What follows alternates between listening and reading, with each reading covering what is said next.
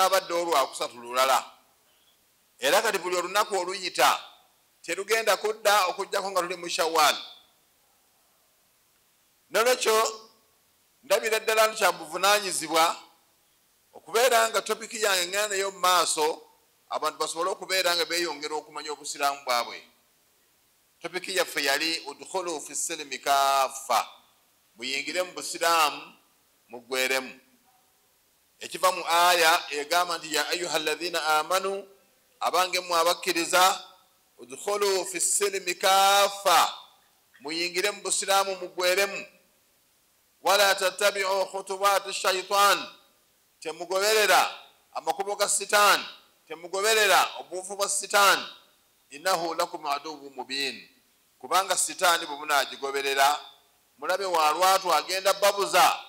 Shaitaani yeetaaga abasike abeere nga abatwala ku sayidi ye. Litakunu min ashabil jahim, musobole okubeera abantu abagenda okuyingira omuliro. N'olwekyo tulina okubeera nga tuvaayo tubajjukize buli omu abeerewo mu ddiini ye ey'obusiraamu ng'amanyi kyateekwa obuteeka okukola. Nabagamba obusiraamu is not self service, nti gwe olondamu bulonzi n'ogamba kannondemu kino nkole ekyo, kannondemu kino nkikole, kino sikikola. Omulundi oguwedde twayogera mu kubeera nga tusuubula ng'abasiraamu, era ntugamba singa obeera nga obadde oyina edduuka, singa obeera nga obadde oyina bizinesi yonna gy'okola ng'oli musiraamu, amanta billahi azza wa jal wa amanta birasulihi sallallahu alayhi wa sallam, wakkiriza Allah n'okkiriza omubaka, olina okubeera nga bizinesi gy'okola ogitambuza ng'obusiraamu bwe bugamba. Singa ogitambuza ng'obusiraamu bwe bugamba, ekyo kyekitegeeza okukkiriza Allah, kyekitegeeza okukkiriza omubaka, kyekitegeeza okukkiriza eddiini ye. Naye singa osalawo n'osaala busaazi naye nga bizinesi gy'okola ogitambuza ng'omukafiiri bw'atambuza, obbira abantu mu mizaani, ogitambuliza mu riba, oguza abantu ebintu nga bivundu nga balowooza nti birungi, ekyo nedda si kyekyo. Nabbi sallallahu alayhi wasallam bwe yali alambula akatale agenda akebera abatunda obuwunga, n'asanga omusajja omu ng'akutte obuwunga obulungi abuyiye waggulu naye nga wansi obuwunga obuliyo butobye. Nabbi sallallahu alayhi wasallam adkhala yadahu hakadha, yayingiza omukono gwe mu nsawu y'akawunga n'ajjayo akawunga akatobye, n'amugamba nti man ghashana falaysa minna, omuntu yenna bw'atubba si wa mu kibiina kyaffe. Ojja kubeera mu busuubuzi bwo, okole amagoba ago nga bw'oyagala, Mungu akuwe ssente naye ng'ozifunye mu kubba. Yawma alqiyama Allah subhanahu wa ta'ala agenda kubeera nga akussaako akazito ng'akuteeka mu nnyumba ey'omuliro. N'olwekyo udkhulu fi silmi kaffa, muyingire mu busiraamu muggweremu. Kola bizinesi yo ng'ogikola ng'omusiraamu. Tobba bantu,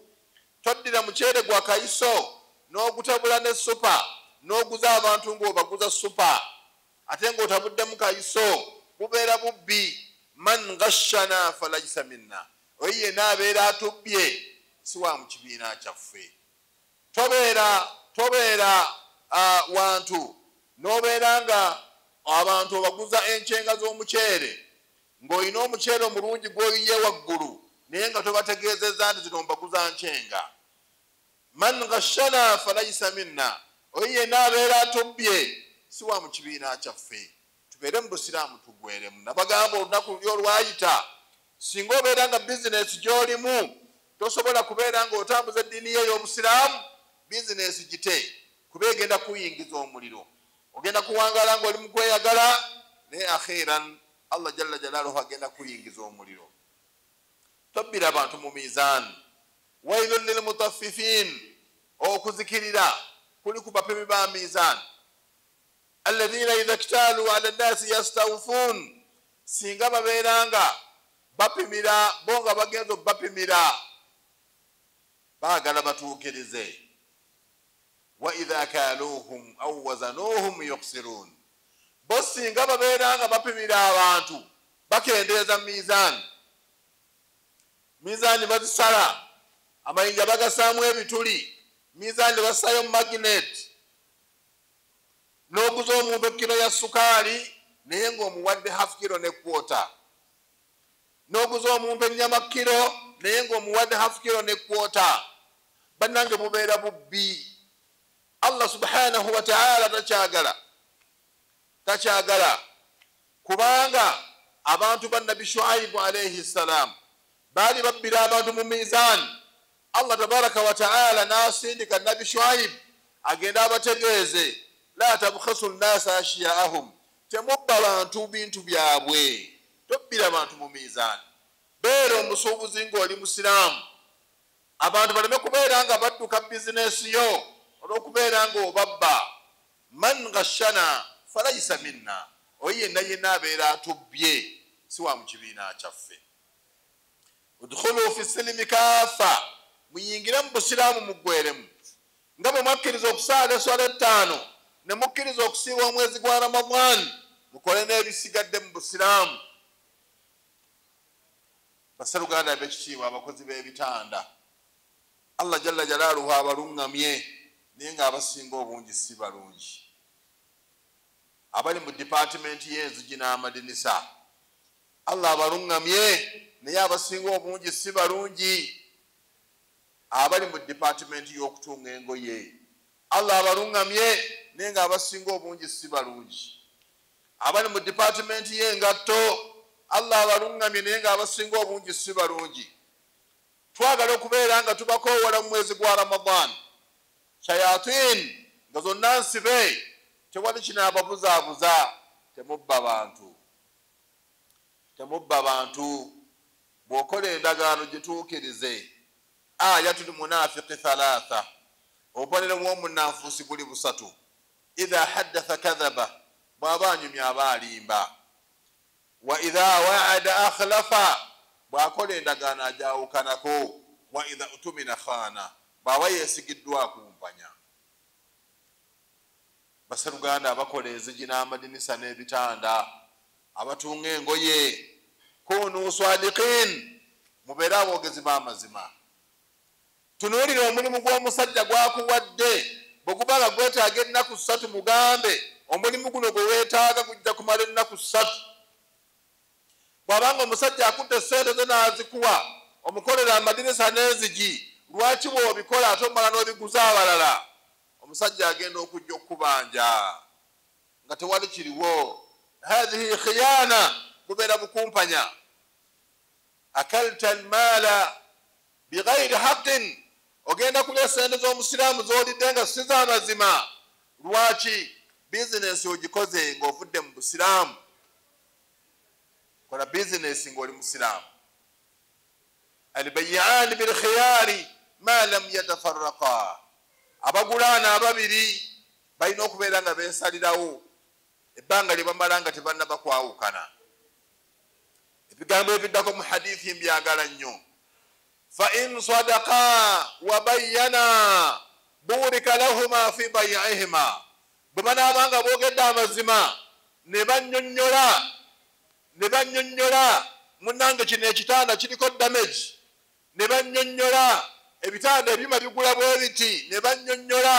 burika lahuma fi bay'ihima Allah agenda bateera omukisa mu by'okutunda byabwe wa in kadhaba naye bwe banaalimba wa in kadhaba bwe banaalimba ne babba wakatama ne bakweka obumogo obuli mu bintu bye bagenda okutunda muhiqat barakatu bay'ihima Allah tabaraka wa ta'ala ekintu agenda kukijjamu baraka okola ebitanda emyaka gyonna naye nga oli kagaali akataliko mandigaadi ne kengere enomala emyaka 10 ng'ovuga akagaali ako ne kavaamu empagi nga tosobola kuzzaamu mpagi ndala kubanga bizinesi gyokola bizinesi maluun nkolimire kubanga Allah jalla jalaaluhu tajagala udkhulu fi silimi kaafa basiruganda muyingire mu busiraamu muggweremu kola bizinesi ng'ogikola ng'omusiraamu almuslim la yakdhib bannanga omusiraamu talimba nabbi sallallahu alayhi wasallam lumba mubuuza almu'min yasriq omukkiriza asobola okubba nabbi n'agamba naam omukkiriza asobola okubba almu'minu yazni omukkiriza asobola okwenda nabbi n'agamba naam asobola okwenda naye ne bamubuuza nti almuslim almu'min yakdhib omukkiriza asobola okulimba nabbi n'agamba la omukkiriza talimba la imana talina bukkiriza liman la amanata lahu atalina bwesigwa wala diina talina ddiini liman la ahada lahu atakuuma ndagaano eyo hadithi ya nabbi muhammadi sallallahu alayhi wasallam tuyingire mu busiraamu tuggweremu kola bizinesi ng'ogikola ng'omusiraamu tobba bantu beera omutuukiriza lya katono naye nga ka halaali omukyalo omukristaayo ajja wano awaabira omusiraamu yamuwa sente amukolera ekitanda daboddeeka bakyagala ku ssomero n'amusasula sente cash n'amugamba mpaamu ennaku 3 ekitanda n'aba nkimaze omukyala n'ajja ennaku 3 tekinnaggwa ennaku 4 tekinnaggwa ennaku 5 kiwedde naye n'amugamba wansi wakoze kimpi tulina okukola ekitanda nga wansi yene essanduuku eyingirayo naye kati kino ekitanda tebajja kikkiriza ate nakutegeerezaako kyenjagala n'amugamba komawo enkya musiraamu n'atunda ekitanda ekyo omukyala agenda okudda enkeera ekitanda nga tekiriiwo allahu akbar okola mugalaji mungu abasaasire naye galaji mweri